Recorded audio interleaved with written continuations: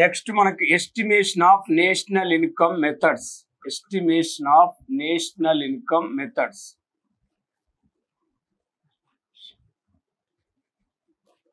Of national income methods. జాతీయ ఆదాయ మదింపు పద్ధతులు. అంటే జాతీయ ఆదాయాన్ని మదించే పద్ధతులు. ఒకటి అవుట్పుట్ మెథడ్, రెండు ఇన్కమ్ మెథడ్, మూడు ఎక్స్పెండిచర్ మెథడ్. ఉత్పత్తి మదింపు పద్ధతి, రెండోది ఆదాయాల మదింపు పద్ధతి, మూడోది వ్యయాల మదింపు పద్ధతి. ఆదాయాల మదింపు పద్ధతి, మూడోది వ్యయాల మదింపు పద్ధతి, ఎక్స్పెండిచర్ మెథడ్. అంటే జాతీయ ఆదాయాన్ని లెక్కించడానికి మూడు పద్ధతులు ఉన్నాయి. Output method, income method, expenditure method. ఉత్పత్తి మదింపు పద్ధతి గురించి మనం పూర్తి సమాచారాన్ని తెలుసుకోవడం జరిగింది కాబట్టి నెక్స్ట్ మనం ఇన్కమ్ మెథడ్, ఆదాయాల మదింపు పద్ధతి. ఈ ఆదాయాల మదింపు పద్ధతిని ఉపయోగించిన ఆర్థికవేత్త ఇన్కమ్ మెథడ్ ఉపయోగించిన ఆర్థికవేత్త రాబర్ట్సన్ అండ్ బౌలే అనే ఆర్థికవేత్తలు ఈ పద్ధతిని వాడటం జరిగింది. ఆదాయ మదింపు పద్ధతికే మరొక పేరు ఏంటంటే వాటాల పద్ధతి, కారక చెల్లింపు పద్ధతి అంటారు. ఒక సంవత్సర కాలంలో ఉత్పత్తి కారకాలకు వచ్చిన మొత్తం ఆదాయం కూడితే జాతీయ ఆదాయం వస్తుంది. NI is equal to R plus W plus I plus R plus R plus P plus P minus TP. ఇది ఫార్ములా, ఆదాయాల మదింపు పద్ధతికి ఫార్ములా. మరి ఆదాయాల మదింపు పద్ధతి ఫార్ములా R ప్లస్ చూడండి, W ప్లస్ ఇక్కడ I plus R plus R plus P minus TP. అంటే ఒక సంవత్సర కాలంలో ఉత్పత్తి కారకాలకు వచ్చిన మొత్తం ఆదాయం కూడితే జాతీయ ఆదాయం వస్తుంది. మరి ఇక్కడ జనరల్ గా మనం ఆదాయ మదింపు పద్ధతి ద్వారా చూస్తే NSO, నేషనల్ స్టాటిస్టికల్ ఆర్గనైజేషన్ అనే సంస్థ, NSO ఇన్కమ్ ట్యాక్స్ డిపార్ట్మెంట్ నుంచి ఆదాయ లెక్కల వివరాలను సేకరిస్తుంది. మరి ఆదాయ లెక్కల వివరాలను సేకరించి జాతీయ ఆదాయ లెక్కలను విడుదల చేస్తుంది మార్కెట్లోకి. మరి ఇక్కడ జనరల్ గా R అంటే రెంట్, W అంటే వేజ్, I అంటే ఇంట్రెస్ట్, R అంటే రాయల్టీ ఇన్కమ్, R అంటే received income from foreign countries, P అంటే ప్రాఫిట్, P అంటే payment income from foreign countries, TP అంటే ట్రాన్స్ఫర్ పేమెంట్, బదిలీ చెల్లింపు. అంటే ఇక్కడ ప్లస్లు మనం కూడాలి, మైనస్లు తీసేయాలి. అంటే ఆదాయాల మదింపు పద్ధతి ద్వారా జాతీయ ఆదాయాన్ని లెక్కించేటప్పుడు కలపవలసినవి, మినాయించవలసినవి, ఎగ్జెంప్షన్స్ అండ్ యాడెడ్. ఇక్కడ కలపవలసింది R రెంట్, బాటకము కలపాలి. రెంట్, బాటకం. W వేజెస్, వేతనం. ప్లస్ I ఇంట్రెస్ట్, వడ్డీ. R received income from foreign countries, విదేశాల నుండి వచ్చే ఆదాయం. విదేశాల నుండి వచ్చే ఆదాయం. P R royalty, royalty good will.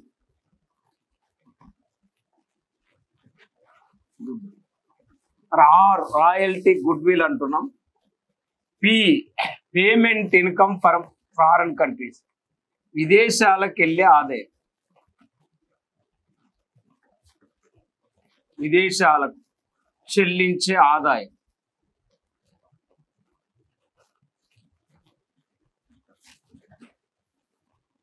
Plus TP అంటే ట్రాన్స్ఫర్ పేమెంట్, బదిలీ చెల్లింపులు, బదిలీ చెల్లింపులు.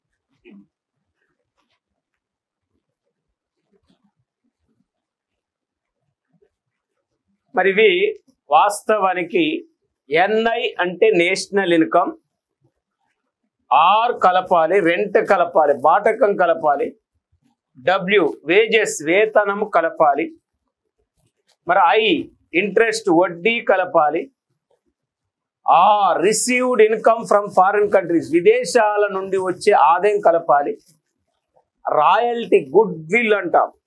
మరి ఆ గుడ్ విల్ అనేది వాస్తవానికి ఇన్కమ్ గా పరిగణిస్తాం కాబట్టి గుడ్ విల్ అనేది మనం జాతీయ ఆదాయంలో కలపాలి.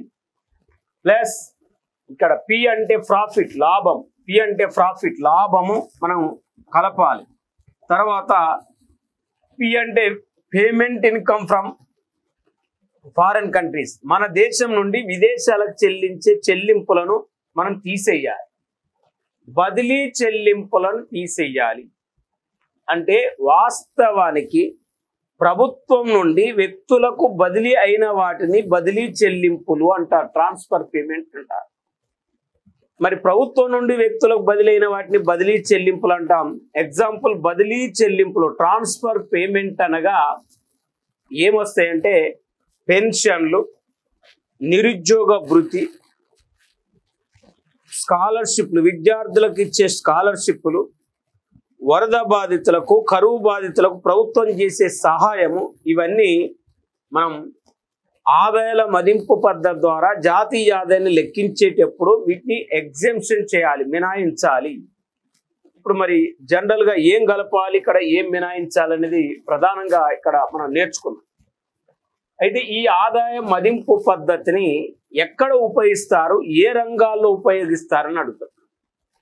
అంటే జాతీయ ఆదాయాన్ని లెక్కించడానికి ఆదాయాల మదింపు పద్ధతిని ఏ రంగాల్లో వాడతారంటారు అన్నప్పుడు ఇక్కడ మనకు వాస్తవానికి సేవా రంగం మొత్తం కూడా ఆదాయాల మదింపు పద్ధతే వాడతారు.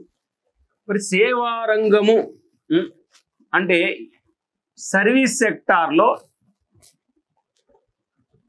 ఏమేమి ఉపరంగాలు వస్తాయి సేవా రంగంలో అంటే వ్యాపారము, హోటళ్ళు, రెస్టారెంట్లు, బ్యాంకులు, బీమా, రవాణా, సమాచారము, రియల్ ఎస్టేటు, ప్రభుత్వ పాలన, సోషల్ సర్వీస్ అనే సబ్ సెక్టార్లలో ఇన్కమ్ మెథడ్ వాడతారు. అంటే టోటల్గా సర్వీస్ సెక్టార్లో ఉపయోగించే పద్ధతి ఇన్కమ్ మెథడ్, ఆదాయాల మదింపు పద్ధతి. ఇంకా ఆదాయాల మదింపు పద్ధతిని ఎక్కడ వాడతారు, ఏ ఉపరంగాల్లో వాడతారంటే ఇక్కడ మెయిన్గా విద్యుత్, చమురు, గ్యాస్, నీటి సప్లై ఈ ఉపరంగాలలో ఆదాయాల మదింపు పద్ధతి వాడతారు. మరి విద్యుత్, చమురు, గ్యాసు, నీటి సప్లై అంటుంది. దీంతో పాటు తయారీ రంగంలో మ్యానుఫ్యాక్చరింగ్ సెక్టార్ను మనం రెండుగా విభజిస్తే register industries, non register industries అని రెండు ఉన్నాయి. నమోదైన పరిశ్రమలు, నమోదు కాని పరిశ్రమలు అని రెండు ఉన్నాయి. మరి ఇక్కడ వాస్తవానికి నమోదు కాని పరిశ్రమల్లో నమోదు కాని పరిశ్రమ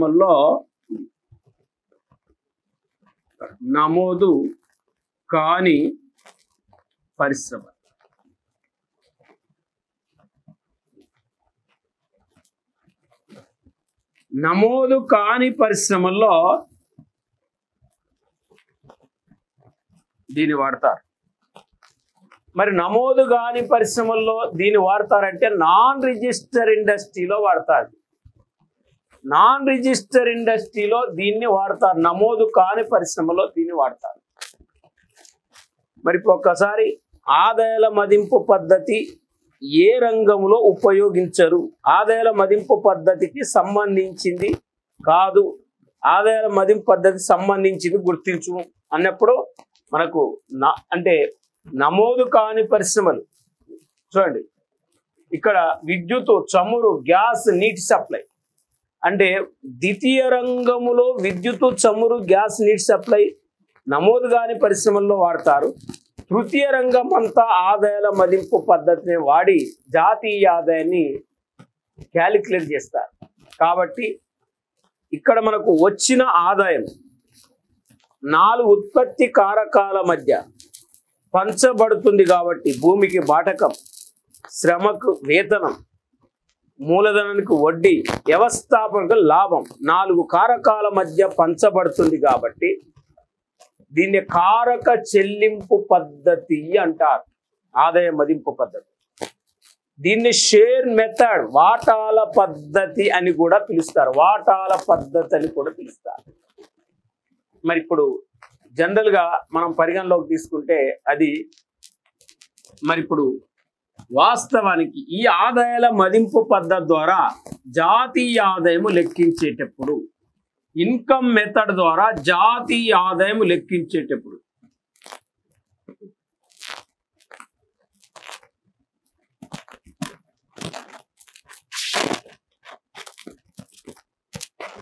మరి ఇన్కమ్ మెథడ్ ద్వారా జాతీయ ఆదాయమును లెక్కించేటప్పుడు, జాతీయ ఆదాయాన్ని అంచనా వేసేటప్పుడు ఇన్కమ్ మెథడ్ ద్వారా మరి తీసుకోవాల్సిన జాగ్రత్తలు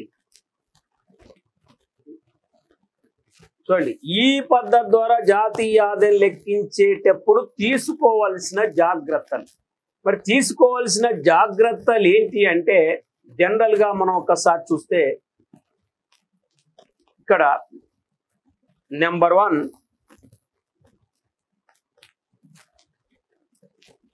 గాలిపాటు ఆదాయాలు లెక్కలోకి తీసుకోవాలి. అంటే చూడండి, గాలిపాటు ఆదాయాలు లెక్కలోకి తీసుకోకూడదు. గాలిపాటు ఆదాయాలు, unexpected income not calculated to national income. గాలిపాటు ఆదాయము, గాలిపాటు ఆదాయము లెక్కలోకి తీసుకోకూడదు. గాలిపాటు ఆదాయము లెక్కలోకి తీసుకోకూడదు. మరి ఇక్కడ గాలిపాటు ఆదాయాలు లెక్కలోకి తీసుకోకూడదు, లెక్కలోకి తీసుకోకూడదు అని చెప్తాం. అది నెంబర్ 1 పాయింట్. అంటే గాలిపాటు ఆదాయాలంటే పేకాట కానీ, జూదం కానీ, బెట్టింగ్లు కానీ, అనుకోకుండా వచ్చే ఆదాయం ఇది, అన్ఎక్స్పెక్టెడ్ ఇన్కమ్ ఇది. అంటే కోళ్ళ పందాలు కానీ, గుర్ర పందాలు కానీ, పేకాట కానీ, క్రికెట్ బెట్టింగ్లు కానీ, ఇంకా రాజకీయ నాయకులు పార్టీల మీద బెట్టింగ్లు కానీ, ఇలాంటి వాటిని ఏమంటాం అంటే అన్ఎక్స్పెక్టెడ్ ఇన్కమ్ అంటాం. ఇవి వస్తే వస్తుంటాయి, లేకపోతే పోతుంటాయి. కాబట్టి వీటికి గవర్నమెంట్ అనేది పర్మిషన్ లేదు. కాబట్టి ఇలాంటి బెట్టింగ్ల ద్వారా వేల కోట్ల చేతులు మారుతున్నప్పటికీ మరి ఇవి జాతీయ ఆదాయంలో చేర్చకూడదు, జాతీయ ఆదాయంలో ఇవి కలవవు. మరి ఇది నెంబర్ 1. నెంబర్ 2 చట్ట వ్యతిరేకంగా, ఇల్లీగల్ ఇన్కమ్, చట్ట వ్యతిరేకం, చట్ట వ్యతిరేకంగా సంపాదించే ఆదాయము జాతీయ ఆదాయ లెక్కలోకి రాదు. Illegal income cannot included to national income. అంటే చట్టానికి విరుద్ధంగా, చట్టానికి వ్యతిరేకంగా సంపాదించే ఆదాయము జాతీయ ఆదాయ లెక్కలోకి తీసుకోకూడదు. మరి ఇక్కడ వాస్తవానికి ఎగ్జాంపుల్, చట్ట వ్యతిరేకంగా సంపాదించే ఆదాయం జాతీయ ఆదాయ లెక్కలోకి తీసుకోకూడదంటే ఈ చట్టానికి వ్యతిరేకంగా సంపాదించే ఆదాయం ఏముంటది అంటే లంచాలు, లంచగొండితనము, అవినీతి, అవినీతి ద్వారా ఆర్జించిన ఆదాయం, లంచాల ద్వారా ఆర్జించిన ఆదాయము జాతీయ ఆదాయ లెక్కలో చేర్చకూడదు, జాతీయ ఆదాయంలో కలపకూడదు. చూడండి, ఇది చట్ట వ్యతిరేకంగా సంపాదించే ఆదాయం అంటారు, ఇది జాతీయ ఆదాయంలో కలపకూడదు. ఇంకా మనం చూస్తే గృహిణి సేవలు అంటే గృహిణి సేవలు, ఇల్లాలు సేవలు మనకు జాతీయ ఆదాయ లెక్కలోకి తీసుకోకూడదు. ఇల్లాలు సేవలు మరి ఇక్కడ గృహిణి సేవలు జాతీయ ఆదాయ లెక్కలోకి తీసుకోకూడదు అని చెప్తాం. అంటే మనం వాస్తవానికి తల్లి సేవలు కానీ, భార్య సేవలు కానీ, స్వచ్ఛంద సేవా సంస్థల సేవలు కానీ జాతీయ ఆదాయ లెక్కలోకి తీసుకోవద్దు. ఎందుకంటే వాటికి ఎటువంటి ప్రతిఫలం మనం చెల్లించాం కాబట్టి. మరి కార్మికునికి ఇచ్చే జీతము, కార్మికుల సేవలు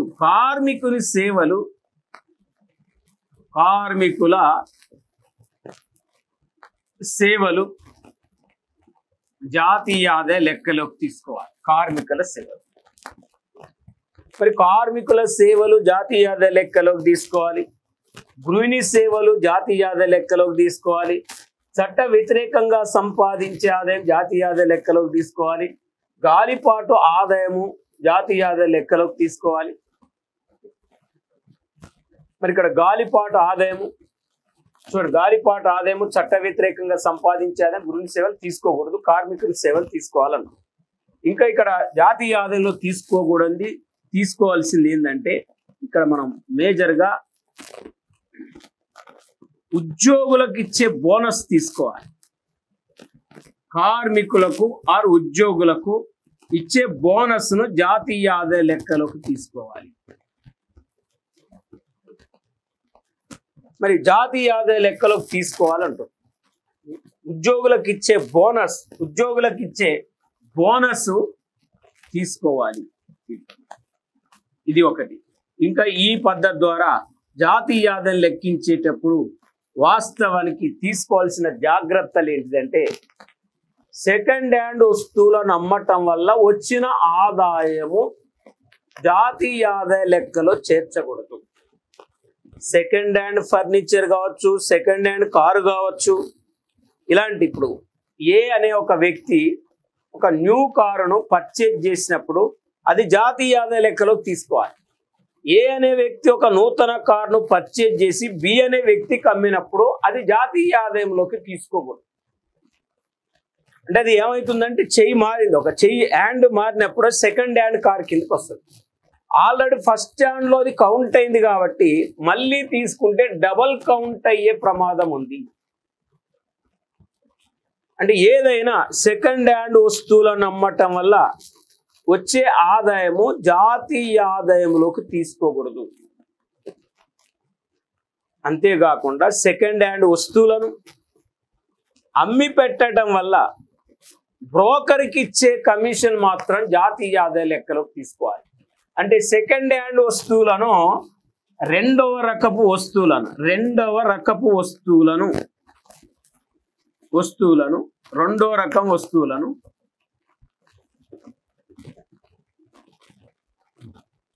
ఈ రెండో రకం వస్తువులను మరి బ్రోకర్ అమ్మిపెట్టినందుకు, కమిషన్ దారి అమ్మిపెట్టినందుకు, ఆయన యొక్క వృత్తే కమిషన్ వృత్తి కాబట్టి ఆయనకు ఇన్కమే కమిషన్ కాబట్టి ఆ కమిషన్ మాత్రం జాతీయ ఆదాయ లెక్కలోకి తీసుకోవాలి. ఇంకా బదిలీ చెల్లింపులను జాతీయ ఆదాయ లెక్కలోకి తీసుకోకూడదు. బదిలీ చెల్లింపులు ఆల్రెడీ ప్రభుత్వ వ్యయములో భాగమైనవి. ప్రభుత్వ వ్యయములో ఆల్రెడీ బదిలీ చెల్లింపులు భాగం కాబట్టి బదిలీ చెల్లింపులను లెక్కలోకి తీసుకోకూడదు.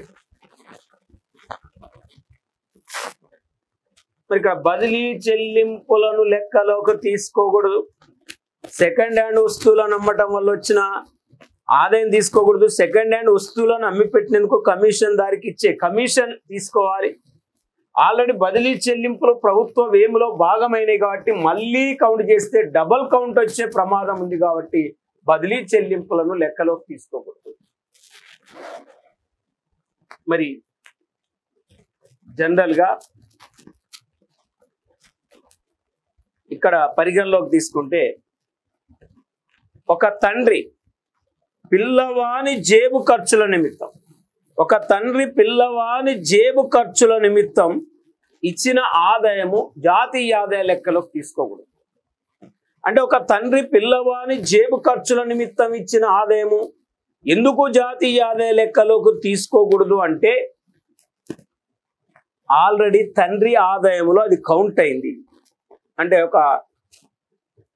ఇక్కడ చూడండి, ఒక పిల్లవాడికి జేబు ఖర్చుల నిమిత్తం ఒక తండ్రి ఇచ్చిన ఆదాయం అంటే ఆల్రెడీ పేరెంట్ ఇన్కమ్లో భాగము, ఆ పేరెంట్ ఇన్కమ్ ఆల్రెడీ జాతీయ ఆదాయంలో భాగమైంది కాబట్టి మళ్ళా పిల్లవాడి పాకెట్లో ఉన్న మనీ లెక్క పెడితే డబల్ కౌంట్ అవుతుంది కాబట్టి అది జాతీయ ఆదాయంలోకి తీసుకోకూడదు. మరి ఇది జాతీయ ఆదాయంలో తీసుకోకూడదు ఆదాయాల మదింపు పద్ధతి ద్వారా. ఇంకా మనం చూస్తే కార్పొరేట్ పన్ను, కార్పొరేట్ పొదుపు, బహుమతి పన్నులను కూడా జాతీయ ఆదాయ లెక్కలోకి తీసుకోకూడదు. అవి ఆల్రెడీ జాతీయ ఆదాయంలో భాగం. ఇప్పుడు ఒక కార్పొరేట్ కంపెనీకి ఈ సంవత్సరం ఎంత ఆదాయం వచ్చిందో ఆ ఆదాయం అంతా జాతీయ ఆదాయంలో భాగమైంది కాబట్టి మళ్ళీ అలా కార్పొరేట్ పొదుపు కానీ అలా కార్పొరేట్ పన్ను కానీ తీసుకుంటే డబల్ కౌంట్ అయ్యే ప్రమాదం ఉంది. అంటే పూర్వపు ఆదాయం నుంచే కార్పొరేట్ పన్నులు చెల్లిస్తారు, కార్పొరేట్ పొదుపు ఉంటుంది కాబట్టి అవి ఆల్రెడీ జాతీయ ఆదాయంలో ఇంక్లూడ్ అయ్యి ఉన్నాయి కాబట్టి మళ్ళీ కౌంట్ చేయకూడదు. అంతేకాకుండా ఆదాయాల మదింపు పద్ధతి ద్వారా జాతీయ ఆదాయం లెక్కించేటప్పుడు సంపద పన్ను కానీ బహుమతి పన్ను కానీ ఆదాయ పన్నును కానీ చేర్చకూడదు. మరి సంపద పన్ను, బహుమతి పన్ను, ఆదాయ పన్ను ఆల్రెడీ జాతీయ ఆదాయంలో కౌంట్ అయి ఉన్నాయి కాబట్టి మళ్ళీ వీటిని లెక్కిస్తే డబల్ కౌంట్ అయ్యే ప్రమాదం ఉంది కాబట్టి ఈ పద్ధతి ద్వారా జాతీయ ఆదాయం లెక్కించేటప్పుడు వీటిని చేర్చకూడదు. మరి ఇవన్నీ కూడా ఇన్కమ్ మెథడ్ ద్వారా జాతీయ ఆదాయం లెక్కించేటప్పుడు తీసుకోవాల్సిన జాగ్రత్త. మరి ఈ పద్ధతి ద్వారా జాతీయ ఆదాయం లెక్కించేటప్పుడు ఎదురయ్యే సమస్యలు ఏంటి అంటే ఏ సమస్యలు మనం ఫేస్ చేస్తున్నాం ఇన్కమ్ మెథడ్ ద్వారా జాతీయ ఆదాయం లెక్కిస్తున్నప్పుడు అంటే ఇక్కడ నెంబర్ 1 ప్రాబ్లం ఏంటంటే మిశ్రమ ఆదాయాన్ని గణించటం కష్టం.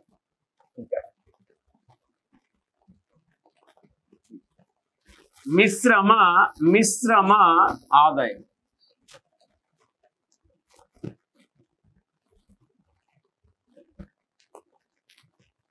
మిశ్రమ ఆదాయము గణించటం కష్టం. అంటే మనలాంటి దేశాల్లో ఒక వ్యక్తి అనేక రకాల వృత్తులు చేపడతాడు. అనేక రకాల వృత్తులు చేపట్టినప్పుడు వివిధ రకాల వృత్తుల ద్వారా వచ్చిన ఆదాయ లెక్కల వివరాలను సమగ్రంగా రాసి పెట్టడు. మరి చూడండి, అలాంటి ఆదాయాన్నే మిశ్రమ ఆదాయము అంటాం, మిక్స్డ్ ఇన్కమ్ అంటాం. మరి ఇలాంటి మిక్స్డ్ ఇన్కమ్ మనం క్యాలిక్యులేట్ చేయటం చాలా కష్టం, దాన్ని సేకరించటం చాలా కష్టం. మరి మిశ్రమ ఆదాయం గణించటం కష్టం. రెండోది ఇక్కడ మనలాంటి దేశాల్లో ఆదాయ లెక్కల వివరాలు సేకరించడం కష్టసాధ్యం. ఆదాయ లెక్కల వివరాలు మరి మనలాంటి దేశాల్లో ఆదాయ లెక్కల వివరాలు సేకరించడం కష్టసాధ్యం. మరి మనలాంటి దేశాల్లో ఆదాయ లెక్కల వివరాలు సేకరించడం కష్టసాధ్యం. మరి ఇది రెండో సమస్య. కొంతమంది ఆర్థికవేత్తలు రుణాలను కూడా జాతీయ ఆదాయంలో చేర్చాలని చెప్పడం జరిగింది. అంటే రుణాలు అభివృద్ధికి తోడ్పడతాయి, ఉత్పత్తికి తోడ్పడతాయి కాబట్టి వీటిని జాతీయ ఆదాయంలో చేర్చాలని కొంతమంది ఆర్థికవేత్తలు వాదిస్తే, రుణాలు ఎప్పటికైనా తిరిగి చెల్లించవలసినవి కాబట్టి రుణాలను మనం జాతీయ ఆదాయంలో చేర్చవలసిన అవసరం లేదు. మరి రుణాలను మనం జాతీయ ఆదాయంలో చేర్చవలసిన అవసరం లేదు, రుణాలు తీసుకోకూడదు అని కొంతమంది ఆర్థికవేత్తలు వాదించటం జరిగింది. మరి ఇప్పుడు రుణాలను జాతీయ ఆదాయంలో చేర్చాలనా, మరి రుణాలను జాతీయ ఆదాయంలో చేర్చకూడదా అనేది ఇక్కడ ప్రధానంగా ఒక సమస్యగా మనం చెప్పుకోవచ్చు. ఒక ప్రధానమైన సమస్య. మరి ఇది ఒక ప్రాబ్లం, ఒక సమస్యగా మనం చెప్తున్నాం. నెక్స్ట్ మనం పరిగణలోకి తీసుకుంటే మరి ఇక్కడ చూడండి,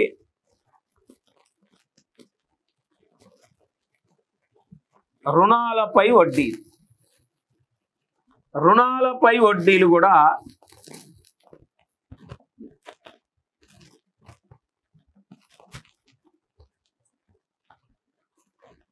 మరి రుణాలపై వడ్డీలు జాతీయ ఆదాయ లెక్కలో చేర్చాలా చేర్చొద్దనేది ప్రధాన సమస్య.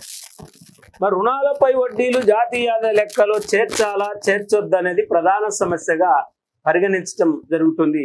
కొంతమంది ఆర్థికవేత్తలు రుణాలపై వడ్డీలు జాతీయ ఆదాయంలో చేర్చాలని చెప్తే, కొంతమంది ఆర్థికవేత్తలు రుణాలపై వడ్డీలు జాతీయ ఆదాయంలో చేర్చకూడదని వాళ్ళ మధ్యనే పొంతం లేదు, వాళ్ళ మధ్యనే డిస్కస్ స్టార్ట్ కావటం జరిగింది. మరి ఇక్కడ మనం జనరల్గా మనం పరిగణలోకి తీసుకుంటే ఇది మరి ఇక్కడ ఆదాయాల మదింపు పద్ధతి ద్వారా జాతీయ ఆదాయాన్ని లెక్కించేటప్పుడు, ఆదాయాల మదింపు పద్ధతి ద్వారా జాతీయ ఆదాయాన్ని లెక్కించేటప్పుడు ఇన్ని రకాల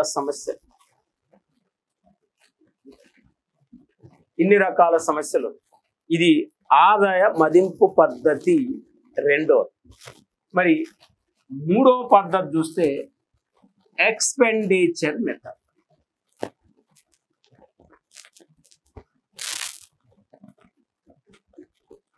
ఎక్స్పెండిచర్ మెథడ్. ఎక్స్పెండిచర్ మెథడ్ వ్యయాల మదింపు పద్ధతి అంటారు. దీన్ని ఆధునిక పద్ధతి అంటారు. దీన్ని వినియోగ పెట్టుబడి పద్ధతి అంటారు. ఆధునిక పద్ధతి,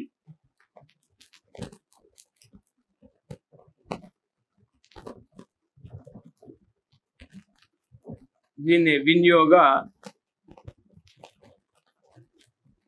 పెట్టుబడి పద్ధతి అంటారు. మోడ్రన్ మెథడ్ అంటారు, కన్జంప్షన్ ఇన్వెస్ట్మెంట్ మెథడ్ అంటారు. మరి మోడ్రన్ మెథడ్ అంటారు, కన్జంప్షన్ ఇన్వెస్ట్మెంట్ మెథడ్ అంటారు. ఈ పద్ధతిని ఉపయోగించిన ఆర్థికవేత్త John Maynard Keynes. J M Keynes అంటే జాన్ మేహార్డ్ కీన్స్.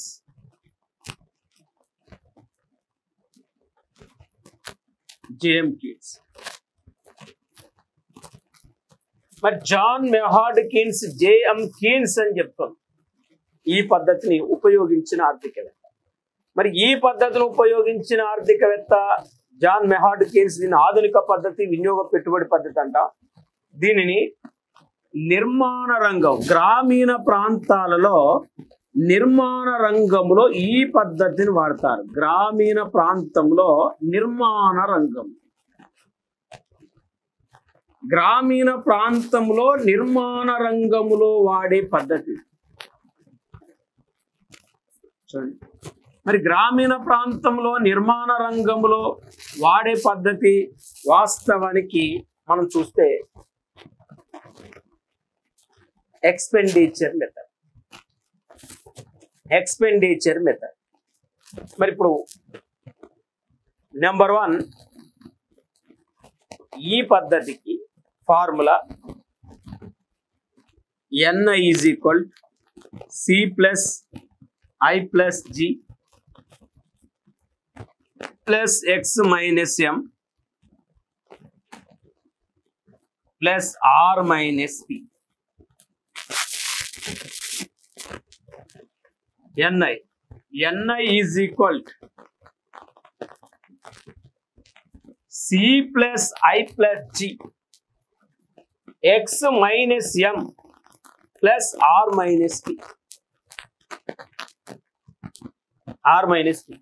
మరి C+I+, C అంటే కన్జంప్షన్, I అంటే ఇన్వెస్ట్మెంట్, G అంటే గవర్నమెంట్ ఎక్స్పెండిచర్, X అంటే ఎక్స్పోర్ట్, M అంటే ఇంపోర్ట్, R అంటే received income from foreign countries, P అంటే payment income from foreign countries.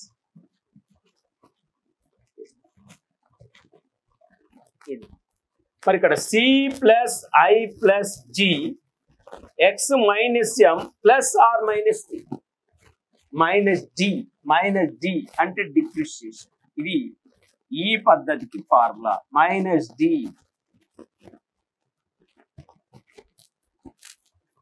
C+I+G X - M +R - D -D.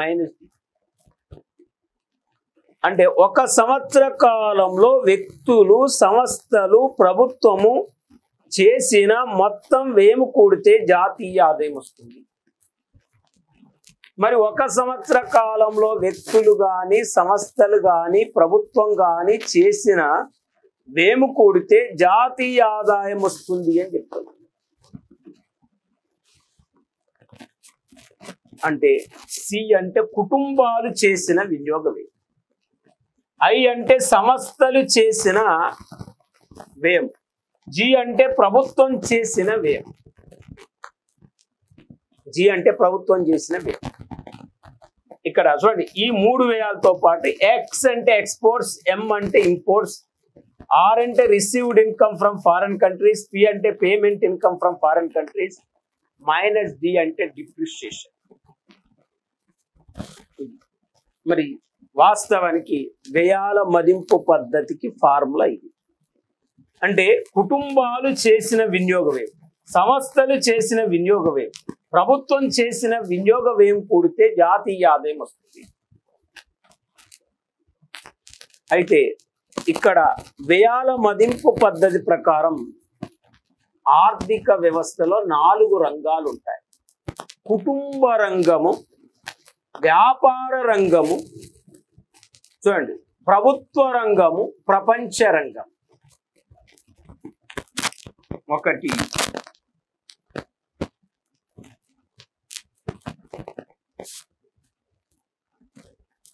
కుటుంబ రంగం,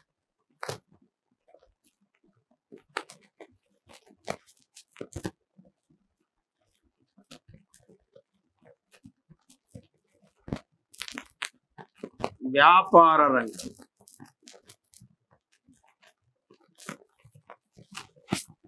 కుటుంబ రంగము, వ్యాపార రంగము,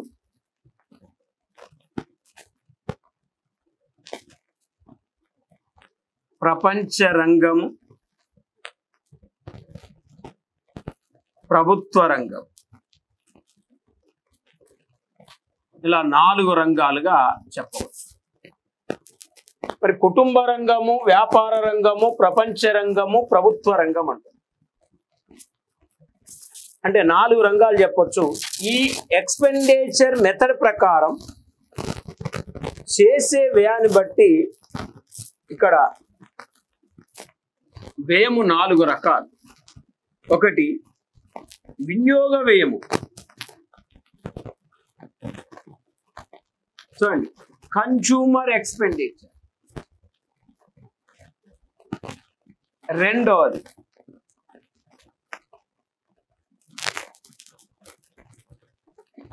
పెట్టుబడి వ్యయం.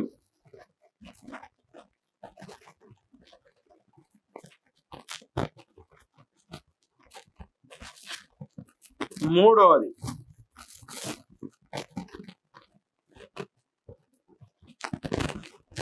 ప్రభుత్వ వ్యయం. నాలుగవది అంటే వినియోగ వ్యయము, పెట్టుబడి వ్యయము, ప్రభుత్వ వ్యయము ప్లస్ నాలుగవది ఏంటిది అంటే నికర వ్యయం. నికర వ్యయం. మరి ఇలా consumer expenditure, investment expenditure, government expenditure and net expenditure. ఈ 4. మరి ఇలా 4 ఉన్నాయి. వాస్తవానికి మరి ఇలా వినియోగ అంటే ఎక్స్పెండిచర్ మెథడ్ ప్రకారం రంగాలు 4 రకాలు, చేసే వ్యయాన్ని బట్టి 4 రకాలని చెప్పారు. మరి ఈ పద్ధతి ద్వారా జాతీయ ఆదాయాన్ని అంచనా వేసేటప్పుడు తీసుకోవలసిన జాగ్రత్తలు ఏంటి, ఏం జాగ్రత్తలు తీసుకోవాలి ఈ పద్ధతి ద్వారా జాతీయ ఆదాయాన్ని క్యాలిక్యులేట్ చేసేటప్పుడు అంటే మెయిన్గా అంతిమ వ్యయం మాత్రమే తీసుకోవాలి. అంతిమ వస్తువులపై చేసే వ్యయం మాత్రమే తీసుకోవాలి. చూడండి, మాధ్యమిక వస్తువులపై చేసే వ్యయం తీసుకోకూడదు. Final expenditure included to national income, intermediate expenditure not calculated to national income, plus బదిలీ చెల్లింపులను లెక్కలోకి తీసుకోవాలి. ఎందుకంటే ఇది రిసీవ్డ్ ఇన్కమ్ అవుతుంది కాబట్టి, ప్రభుత్వం వ్యక్తులకు బదిలీ చేస్తుంది కాబట్టి, ఆ వ్యక్తులు రిసీవ్డ్ గా పరిగణిస్తారు కాబట్టి వ్యయాల మదింపు పద్ధతి ద్వారా జాతీయ ఆదాయం లెక్కించేటప్పుడు బదిలీ చెల్లింపులను తీసుకోవాలి, ట్రాన్స్ఫర్ పేమెంట్ తీసుకోవాలి. చూడండి, తర్వాత మెయిన్గా ఇక్కడ పరిగణించవలసింది మరొకటి ఏంటంటే షేర్లు బాండ్లపై చేసే వ్యయం తీసుకోకూడదు. మరి షేర్లు బాండ్లపై చేసే వ్యయం తీసుకోకూడదు, షేర్లు బాండ్లపై చేసే వ్యయం తీసుకోకూడదు అని చెప్తారు. ఇంకా స్వదేశంలో చేసే ప్రభుత్వ వ్యయము, ప్రైవేటు వ్యయము,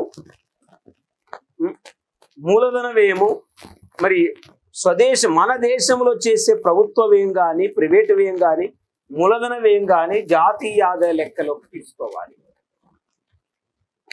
జాతీయ ఆదాయ లెక్కలోకి పరిగణలోకి తీసుకోవాలి. తర్వాత మనం పరిగణలోకి తీసుకుంటే మెయిన్గా మరొక పాయింట్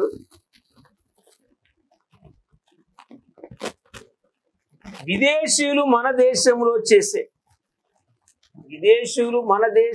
చేసే వ్యయం కూడా పరిగణలోకి తీసుకోవాలి.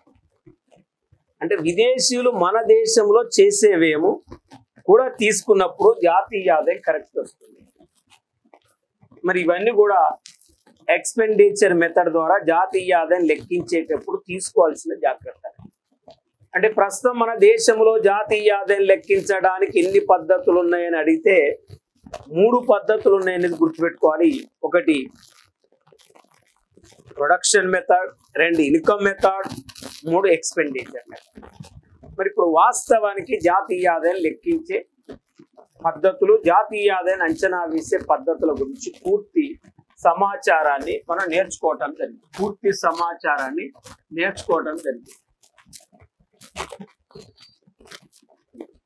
జనరల్ గా మనం ఒక్కసారి పరిగణలోకి తీసుకుంటాం.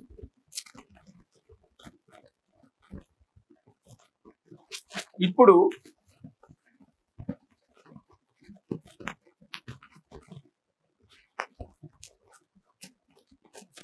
జాతీయ ఆదాయాన్ని లెక్కించేటప్పుడు ఏవి మనకు కలపాలి, ఏవి తీసేయాలి, అంటే ఏమి కూడాలి, జాతీయ ఆదాయంలో ఏమి తీసేయాలి అనేది మనం ఒక్కసారి క్లారిటీగా ఒక షార్ట్ కట్ మెథడ్లో నేర్చుకున్నట్లయితే ఇక్కడ నెంబర్ 1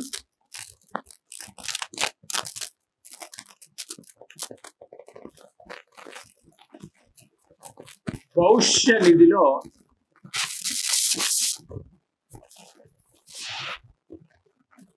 ఉద్యోగుల వాటా.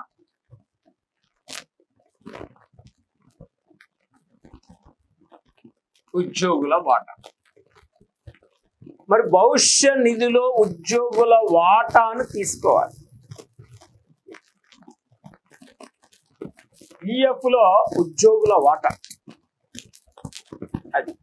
మరి చూడండి, ఎంపీలు, ఎమ్మెల్యేలు, ప్రధానమంత్రి ఇచ్చే జీతము, అలయన్స్లు జాతీయ ఆదాయ లెక్కలోకి తీసుకోవాలి. ఎంపీలు, ఎమ్మెల్యేలు, ప్రధానమంత్రి యొక్క జీతము జాతీయ ఆదాయ లెక్కలో తీసుకోవాలి. ప్లస్ మరి చూడండి, సుప్రీంకోర్టు, హైకోర్టు న్యాయమూర్తులకు ఇచ్చే జీతాలు, అలయన్సులు జాతీయ ఆదాయ లెక్కలోకి తీసుకోవాలి. మరి సుప్రీంకోర్టు, హైకోర్టు న్యాయమూర్తులకు, సుప్రీంకోర్టు, హైకోర్టు జడ్జిలకు ఇచ్చే జీతాలు, అలయన్సులు జాతీయ ఆదాయ లెక్కలో తీసుకోవాలి. ఇంకా మనం ఉద్యోగులకు ఇచ్చే బోనస్ కూడా జాతీయ ఆదాయ లెక్కలోకి తీసుకోవాలి. బోనస్ కూడా జాతీయ ఆదాయ లెక్కలోకి తీసుకోవాలి. ఇంకా మనం ఏం తీసుకోవాలి? కళాకారుల ఆదాయం తీసుకోవాలి. కళాకారుల ఆదాయం తీసుకోవాలి. Plus WHO world health organization యొక్క ఆదాయం తీసుకోవాలి. ఖనిజ సంపద ద్వారా వచ్చే ఆదాయం తీసుకోవాలి.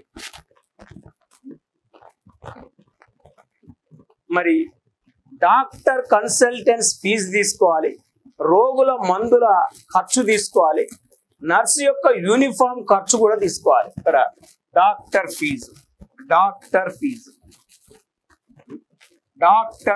తీసుకోవాలి.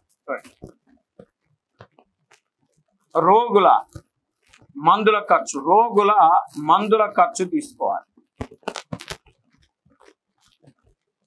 ప్లస్ నర్సు యొక్క యూనిఫామ్ ఖర్చు తీసుకోవాలి.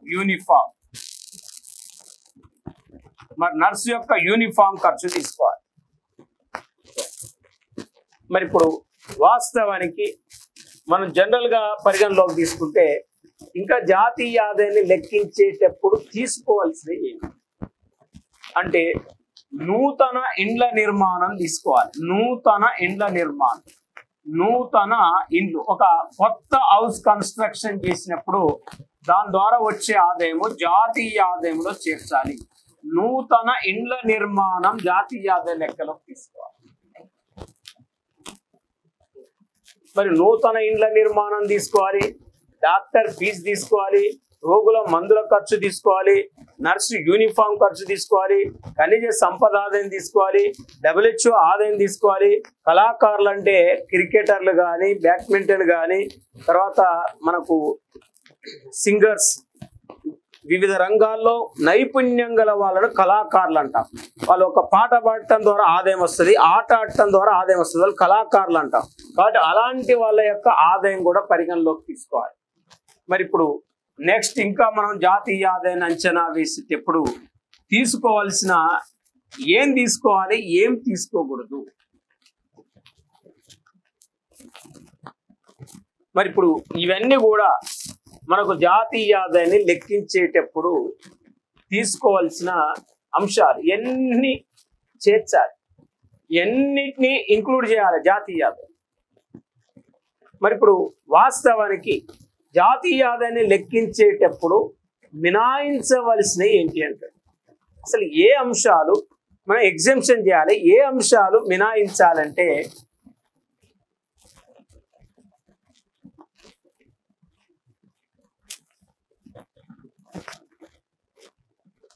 నెంబర్ 1 పెన్షన్లు తీసుకోకూడదు.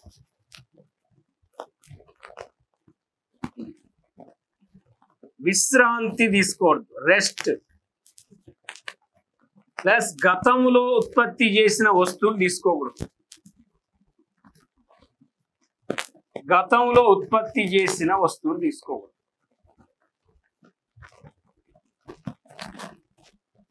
చూడండి, విదేశీయులు మన దేశంలో సంపాదించిన లాభాలు, విదేశీయులు మన దేశంలో ఆర్జించిన లాభాలు,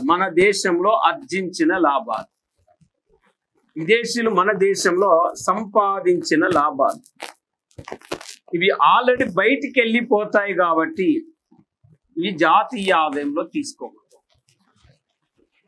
పెన్షన్లు తీసుకోకూడదు అంటున్నాం, రెస్ట్ తీసుకోకూడదు అంటున్నాం, గతంలో ఉత్పత్తి చేసిన వస్తువులు తీసుకోకూడదు, విదేశీయులు మన దేశంలో సంపాదించిన లాభాలు కూడా మనం జాతీయ ఆదాయంలో క్యాలిక్యులేట్ చేయకూడదు. ఇంకా మనకు జాతీయ ఆదాయంలో కలపకూడదు, జాతీయ ఆదాయంలో తీసుకోండి ఏంటిదంటే ఇక్కడ మేజర్గా ప్రత్యక్ష పన్నులు తీసుకోకూడదు.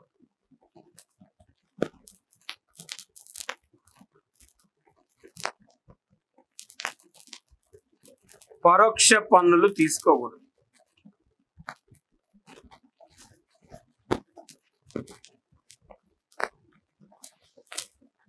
అంటే డైరెక్ట్ ట్యాక్సెస్ తీసుకోకూడదు, ఇండైరెక్ట్ ట్యాక్సెస్ తీసుకోకూడదు.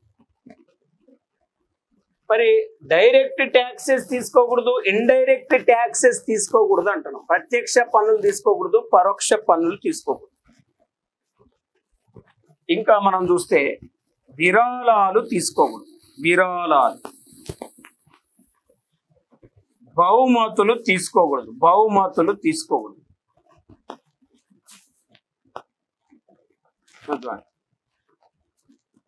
అంటే ఇక్కడ మనం చూడండి, ప్రత్యక్ష పన్నులు ఆల్రెడీ జాతీయ ఆదాయంలో కలిసి ఉంటాయి. పరోక్ష పన్నులు ఆల్రెడీ జాతీయ ఆదాయంలో కలిసి ఉంటాయి. మళ్ళీ తీసుకుంటే డబల్ కౌంట్ అయ్యే అవకాశం ఉంటుంది. విరాళాలు కూడా ఉచితంగా వచ్చినాయి కాబట్టి తీసుకోకూడదు. మరి బహుమతులు ఆల్రెడీ జాతీయ ఆదాయంలో కలిసి ఉంటాయి కాబట్టి బహుమతులు కూడా తీసుకోకూడదు. ఇంకా జాతీయ ఆదాయంలో తీసుకోకూడని ఏమున్నాయి అంటే రెండో రకపు వస్తుంది. రెండో రకం వస్తుంది. మరి ప్రభుత్వ హాస్పిటల్లో ప్రభుత్వ వైద్యశాలలో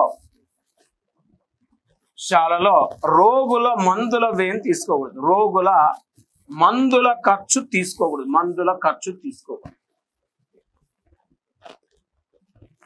అంటే గవర్నమెంట్ హాస్పిటల్లో రోగి యొక్క మెడిసిన్ ఎక్స్పెండిచర్ కూడా జాతీయ ఆదాయంలో చేర్చకూడదు. ఇంకా ప్రభుత్వ హాస్పిటల్లో డాక్టర్ ఫీజును కూడా జాతీయ ఆదాయంలో చేర్చకూడదు. మరి ప్రభుత్వ హాస్పిటల్లో డాక్టర్ ఫీజును కూడా జాతీయ ఆదాయంలో చేర్చకూడదు అని చెప్తారు. అంటే ఇప్పుడు మనం జాతీయ ఆదాయంలో కలపవలసిన ఏంటి, జాతీయ ఆదాయంలో మినాయించవలసిన ఏంటి అనేది పూర్తి అంశాలతో పూర్తి వివరాలతో మనం నేర్చుకోవటం జరిగింది. ఇప్పుడు మనం జనరల్గా పరిగణలోకి తీసుకుంటే జాతీయ ఆదాయమును లెక్కించటం వల్ల ఎదురయ్యే సమస్యలు. జాతీయ ఆదాయమును లెక్కించటం వల్ల ఎదురయ్యే సమస్యలు మనం నేర్చుకున్నాం, ప్రాధాన్యత తెలుసుకున్నాం. ఇప్పుడు జాతీయ ఆదాయ ప్రాధాన్యత, ఇంపార్టెన్స్ ఆఫ్ నేషనల్ ఇన్కమ్. జాతీయ ఆదాయ ప్రాధాన్యత.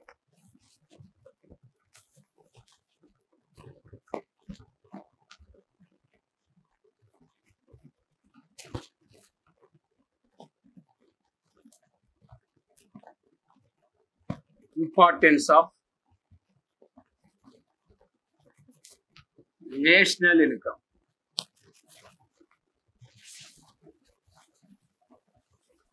మరి ఇంపార్టెన్స్ ఆఫ్ నేషనల్ ఇన్కమ్ జాతీయ ఆదాయం యొక్క ప్రాధాన్యతగా మనం చెప్పుకుంటాం. మరి జాతీయ ఆదాయాన్ని లెక్కించడం వల్ల ఏం ప్రయోజనాలు ఉన్నాయి అనేది మనం తీసుకుంటే, జాతీయ ఆదాయము ప్రాథమిక రంగము, ద్వితీయ రంగము, తృతీయ రంగం అని 3 రంగాల నుండి వస్తుంది. ఈ 3 రంగాల నుండి జాతీయ ఆదాయం వచ్చినప్పుడు మరి ప్రాథమిక రంగంలో వ్యవసాయ రంగం వాటెంత, అడవులు, మత్స్య సంపద, పశుపోషణ, గనుల ద్వారా ఎంత వస్తుంది. ద్వితీయ రంగంలో విద్యుత్ రంగము, చమురు, గ్యాసు, నిర్మాణ రంగము. తృతీయ రంగంలో వ్యాపారం, హోటళ్లు, రెస్టారెంట్ల ద్వారా ఎంత వస్తుంది అనేది తెలిసిపోతుంది. అంటే మనకు తెలిసినప్పుడు ఏ రంగం నుండి ఎక్కువ ఆదాయం వస్తుంది, ఏ రంగం నుండి తక్కువ ఆదాయం వస్తుంది తెలుస్తుంది. అంటే ఇలా తెలిసినప్పుడు మనకు బడ్జెట్ రూపొందించేటప్పుడు ఏ రంగం నుండి అయితే తక్కువ ఆదాయం వస్తుందో బడ్జెట్లో ఆ రంగాలకు ఎక్కువ నిధులు కేటాయించడానికి జాతీయ ఆదాయ లెక్కలు తోడ్పడతాయి. చూడండి, బడ్జెట్ రూపకల్పనకు జాతీయ ఆదాయ లెక్కలు తోడ్పడతాయి. బడ్జెట్ రూపకల్పన. ఇది number 1. Preparation of budget useful to national income calculations. ఇది నెంబర్ 1.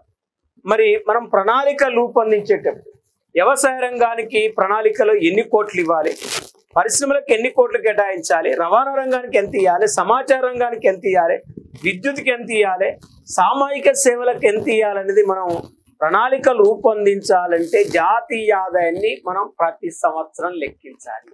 అంటే ప్రణాళికల రూపకల్పనకు జాతీయ ఆదాయ లెక్కలు తోడ్పడతాయి. ప్రణాళికల రూపకల్పన,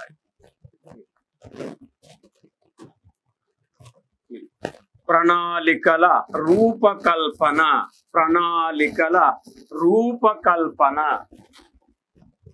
preparation of plans, preparation of plans, ప్రణాళికల రూపకల్పన. మరి ప్రణాళికల రూపకల్పనకు ఏం తోడ్పడతాయి? జాతీయ ఆదాయ లెక్కలు తోడ్పడతాయి. బడ్జెట్ రూపకల్పనకు తోడ్పడతాయి అంటున్నాం, ప్రణాళికల రూపకల్పన తోడ్పడుతున్నాయి అంటున్నాం.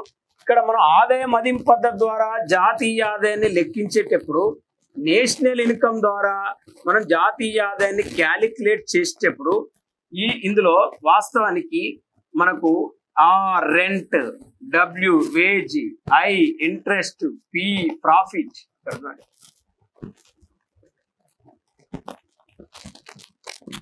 రెంట్, వేజ్, ఇంట్రెస్ట్, ప్రాఫిట్, వీటి వాటా తెలుస్తుంది. వీటి వాటా తెలిసినప్పుడు అంటే రెంట్ ఎంత పోతుంది, వేతనం ఎంత పోతుంది, ఇంట్రెస్ట్ ఎంత పోతుంది, ప్రాఫిట్ ఎంత పోతుంది అని తెలిసినప్పుడు ఇక్కడ మనకు జాతీయ ఆదాయ లెక్కలు ఎక్కడ ఉపయోగపడతాయంటే ఆదాయ అసమానతలు తెలుసుకోవడానికి. ఆదాయ అసమానత,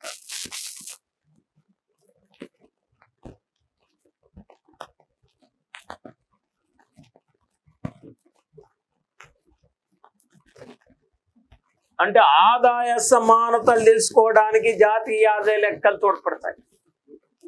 ఇన్ఈక్వాలిటీస్ ఆఫ్ ఇన్కమ్ అంటే దేశ సంపద ఎవరెవరి మధ్య ఎలా పంపించేయబడుతుందో ఈ జాతీయ ఆదాయాన్ని అంచనా వేయటం వల్ల మనకు ఆదాయ సమానతలు తెలుసుకోవచ్చు. ఈ ఆదాయ సమానతలు తెలుసుకున్నప్పుడు ఆదాయ సమానతలు రూపుమాపడానికి ప్రభుత్వం కూడా అనేక రకాల చర్యలు తీసుకోవడానికి కూడా జాతీయ ఆదాయ లెక్కలు మనకు తోడ్పడతాయి. ఇది మనం ప్రధానంగా గుర్తుపెట్టుకోవచ్చు. ఇంకా మనం జనరల్ గా తీసుకుంటే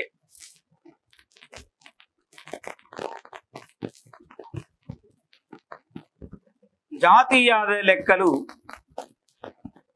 మనకు ఎక్కడ ఉపయోగపడతాయి అంటే ప్రతి రంగము పనితీరు తెలుసుకోవచ్చు. ప్రతి రంగము పనితీరు తెలుసుకోవచ్చు అంటే ఇక్కడ వ్యవసాయ రంగం నుండి ఎంత వస్తుంది, పారిశ్రామిక రంగం నుండి జాతీయ ఆదాయం ఎంత వస్తుంది, సేవా రంగం నుండి జాతీయ ఆదాయం ఎంత వస్తుందో మనకు తెలిసిపోతుంది. అప్పుడు జాతీయ ఆదాయంలో ఏ రంగం వాటా ఎంతో తెలిసిపోయినప్పుడు, ఆ రంగాల పనితీరు తెలుసుకున్నప్పుడు ఆ రంగాల అభివృద్ధికి చర్యలు తీసుకోవడానికి జాతీయ ఆదాయ లెక్కలు తోడ్పడతాయి.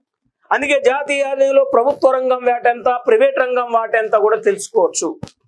అంటే వివిధ రంగాల వాటాలు తెలుసుకోవడానికి, వివిధ రంగాల పనితీరు తెలుసుకోవడానికి జాతీయ ఆదాయ లెక్కలు తోడ్పడతాయి. ఇంకా వృద్ధి రేటును తెలుసుకోవచ్చు, గ్రోత్ రేట్, వృద్ధి రేటును తెలుసుకోవచ్చు. అంటే వృద్ధి రేటును తెలుసుకోవడానికి జాతీయ ఆదాయ లెక్కలు తోడ్పడతాయి. వృద్ధి రేటు తెలుసుకున్నప్పుడు భారతదేశం మరి అభివృద్ధి చెందుతుందా, అభివృద్ధి చెందట్లేదా, ముందుకెళ్తుందా, వెనకకెళ్తుందా అనేది మనం ఐడెంటిఫై చేయొచ్చు. మరి వృద్ధి రేటును తెలుసుకోవడానికి జాతీయ ఆదాయ లెక్కలు తోడ్పడతాయి. మరి ఇక్కడ జాతీయ ఆదాయాన్ని దేశ జనాభా చేత భాగిస్తే తలసరి ఆదాయం వస్తుంది. తలసరి ఆదాయం వస్తుంది. జాతీయ ఆదాయాన్ని దేశ జనాభా చేత భాగిస్తే తలసరి ఆదాయం వస్తుంది. తలసరి ఆదాయం వచ్చినప్పుడు ఈ తలసరి ఆదాయాన్ని బట్టి మనం ప్రపంచ దేశాలతో భారతదేశ ఆర్థిక వ్యవస్థను పోల్చి చూసుకోవచ్చు. మరి తలసరి ఆదాయాన్ని బట్టి ప్రపంచ దేశాలతో భారత ఆర్థిక వ్యవస్థను పోల్చి చూసుకున్నప్పుడు అంటే భారతదేశం అభివృద్ధి చెందుతున్న దేశమా, అభివృద్ధి చెందని దేశమా, అభివృద్ధి చెందని దేశమా, అభివృద్ధి చెందిన దేశమా అనేది మనం ఐడెంటిఫై చేయొచ్చు. అంటే ప్రపంచ దేశాల్లో భారతదేశం ఎక్కడుంది అని తెలుసుకోవడానికి కూడా జాతీయ ఆదాయ లెక్కలు తోడ్పడతాయి. ఇంకా తలసరి ఆదాయం తెలుసుకున్నప్పుడు జీవన ప్రమాణ స్థాయి తెలుస్తుంది. జీవన ప్రమాణ స్థాయిని తెలుసుకోవచ్చు. జీవన ప్రమాణ స్థాయి, స్టాండర్డ్ ఆఫ్ లివింగ్ తెలుసుకోవటానికి జాతీయ ఆదాయ లెక్కలు తోడ్పడతాయి. ఇంకా జాతీయ ఆదాయ లెక్కలు ఎక్కడ తోడ్పడతాయి అంటే స్థూల ఆర్థిక విధానాలకు తోడ్పడతాయి. మాక్రో ఎకనామిక్ కాన్సెప్ట్ స్థూల ఆర్థిక విధానాలకు తోడ్పడతాయి.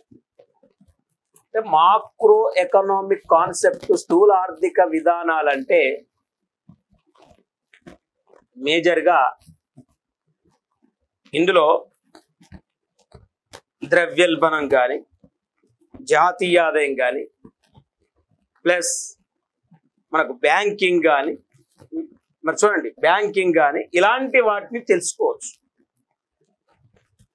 ఇలాంటి వాటి నుంచి ధరల్లో ఎలా మార్పు వస్తుంది, మరి ధరలు ఎలా పెరుగుతున్నాయి, దేశంలో ధరలు ఎలా తగ్గుతున్నాయి, మరి ఇక్కడ ద్రవ్యోల్బణము, నేషనల్ ఇన్కమ్ ట్రెండ్స్ అంటే మనకు జాతీయ ఆదాయం లెక్కించడం వల్ల ఆ ట్రెండ్స్ తెలుస్తుంది. అంటే పారిశ్రామిక రంగం వాటా ఎంత పెరుగుతుంది, వ్యవసాయ రంగం వాటా ఎంత తగ్గుతుంది, సేవా రంగం వాటా ఎంత పెరుగుతుంది, ఏ రంగంలో ఎంత గ్రోత్ ఉంది, ఏ రంగం ముందు పోతుంది, ఏ రంగం వెనకకు వస్తుంది అని తెలుసుకొని ఆ రంగాలను మనం తీర్చిదిద్దుకోవడానికి జాతీయ ఆదాయ లెక్కలు తోడ్పడతాయి. స్థూల ఆర్థిక విధానాలకు తోడ్పడతాయి. మరి జాతీయ ఆదాయాన్ని లెక్కించడం వల్ల అనేక రకాల ప్రయోజనాలు ఉన్నాయి.